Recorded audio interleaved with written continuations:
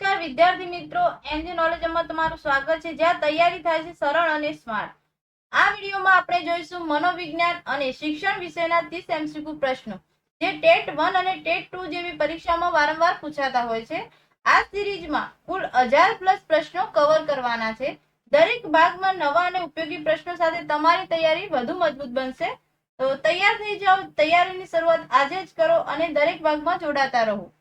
Video અંત સુધી જરૂરથી જુઓ અને આવો જ ઉપયોગી કન્ટેન્ટ મેળવવા માટે ચેનલને તરત જ સબસ્ક્રાઇબ કરો. બેલ આઇકન જરૂરથી દબાવો, જેથી કરીને અમારા નવા વિડીયોની નોટિફિકેશન તમને મળતી રહે. ચાલો આપણે અભ્યાસ શરૂ કરીએ. પ્રશ્ન નંબર 591, ગુજરાત શૈક્ષણિક સંશોધન અને તાલીમ પરિષદ. એનો જવાબ છે જીસીઈઆરટી. પ્રશ્ન નંબર 592, સુપ્રસિદ્ધ મનોવિજ્ઞાની ઇવાન પાવલો તેમના સંશોધનમાં કયા પશુના ઉપયોગ માટે જાણીતા? એનો જવાબ છે કૂતરો. પ્રશ્ન નંબર 593, મનોવિજ્ઞાનનું પ્રથમ નોબેલ પારિતોષિક કોને એનાયત કર્યું હતું? એનો જવાબ છે હેબર્ટ સિમોન.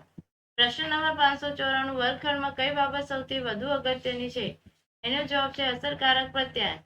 પ્રશ્ન નંબર 595, વિશ્વમાં સૌપ્રથમ મનોવિજ્ઞાનમાં અમેરિકન પાઠ્યપુસ્તક બહાર પાડનાર કોણ હતા? એનો જવાબ છે જ્હોન ડ્યુઈ.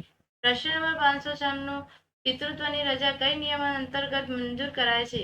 એનો જવાબ છે નિયમ 70. પ્રશ્ન નંબર 597, તમે વર્ગમાં ભણાવતા હોય ત્યારે કોઈ વિદ્યાર્થી છેલ્લે બેસીને ચિત્ર દોરે છે, તો તમે શું કરશો? એનો જવાબ છે તેને સમજાવીને માફ કરશો. પ્રશ્ન નંબર 598, ધોરણ 1 થી 5 માટે શૈક્ષણિક વર્ષ દીઠ શિક્ષણના કેટલા કલાકો નક્કી કરવામાં આવ્યા છે? એનો જવાબ છે 800 કલાક. પ્રશ્ન નંબર 599, આરટીઈએ 2009ની કઈ કલમો શિક્ષકોની ખાલી જગ્યાઓ વિશે માહિતી આપવામાં આવી છે? પ્રશ્ન નંબર કલમ 26. પ્રશ્ન નંબર 600, શાળા અને શિક્ષકોની જવાબદારી કયા પ્રકરણમાં દર્શાવી છે? એનો જવાબ છે પ્રકરણ 4માં. પ્રશ્ન નંબર 601, ગ્રામ્ય શિક્ષણ સમિતિમાં કેટલા સભ્યો હોય છે? એનો જવાબ છે 9.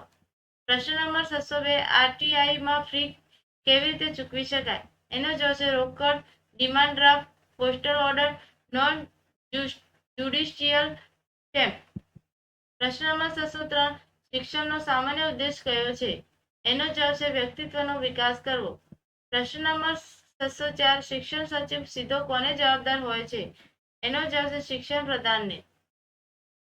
પ્રશ્ન નંબર 605, વિદ્યાર્થીને શીખવામાં તકલીફ પડે છે, તેના માટે કયું કારણ હોઈ શકે? એનો જવાબ છે ઘોંઘાટ, પ્રતિકૂળ પરિસ્થિતિ, આયોજનની ખામી.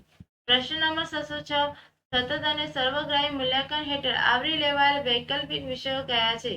એનો જવાબ છે યોગ, ચિત્ર, સંગીત, કમ્પ્યુટર, પરિચય, કૃષિ.